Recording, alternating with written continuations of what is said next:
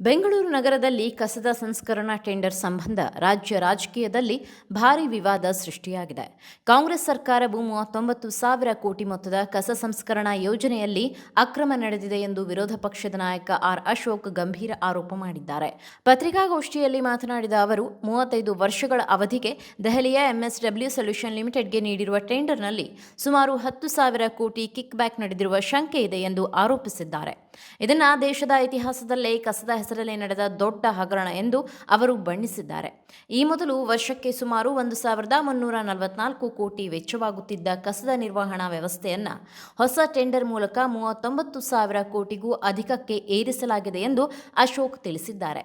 ಪ್ರತಿ ಟನ್ ಕಸದ ಸಂಸ್ಕರಣಾ ವೆಚ್ಚವು ಶೇಕಡಾ 950ರಷ್ಟು ಹೆಚ್ಚಿಸಲಾಗಿದೆ ಎಂದು ಅವರು ಆರೋಪಿಸಿದ್ದಾರೆ. ಟೆಂಡರ್ ಪ್ರಕ್ರಿಯೆಯಲ್ಲಿ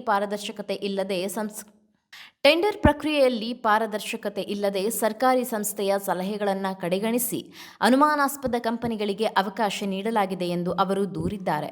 ಜೊತೆಗೆ ಟೆಂಡರ್ನಲ್ಲಿ ಹಲವು ನಿಯಮ ಉಲ್ಲಂಘನೆಗಳು ನಡೆದಿದೆ ಎಂದು ಹೇಳಿ ಈ